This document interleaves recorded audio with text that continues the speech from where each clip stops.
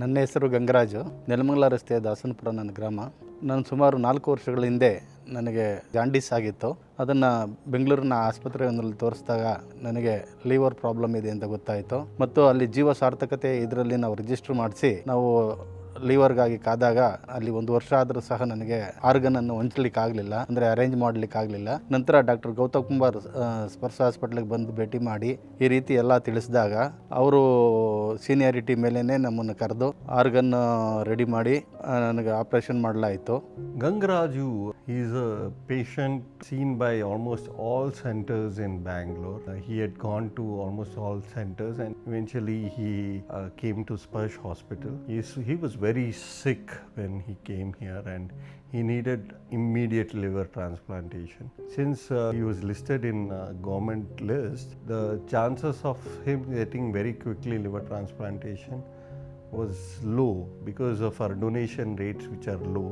One idea we had was using the one liver cut into two, that is called split liver transplantation, and transplant one portion to one patient and another portion to another patient who's waiting. We got a good liver, so we thought of giving him partial graft, that is like living donor, but in cadaveric we use the same liver, cut into two and give one part of it. So he was suited for that, so we gave him the right portion of the liver.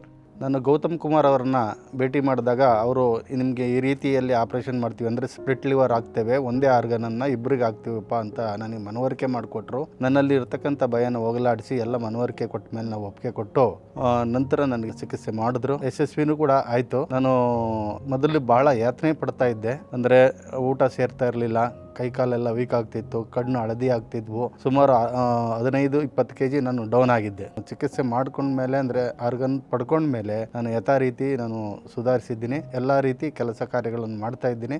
He did very well post-operatively. The surgery went well.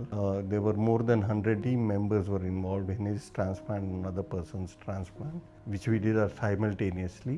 He did well post-operatively. His recovery was smooth. Now he is hale and hearty and he's gone back to work.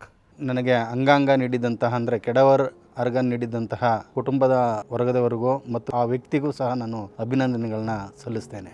ನನಗೆ ಮರುಜೀವ ಕೊಟ್ಟಂತಹ doctor Gautam Kumar team ಮತ್ತು ಅವರ ಆಸ್ಪತ್ರೆಯ ಸಿಬ್ಬಂದಿ ಎಲ್ಲ ಭಾಳ ವಿಶೇಷ ಕಾಳಜಿ ವಹಿಸಿ ನಮ್ಮನ್ನು ಟ್ರೀಟ್ ಮಾಡಿದ್ರು.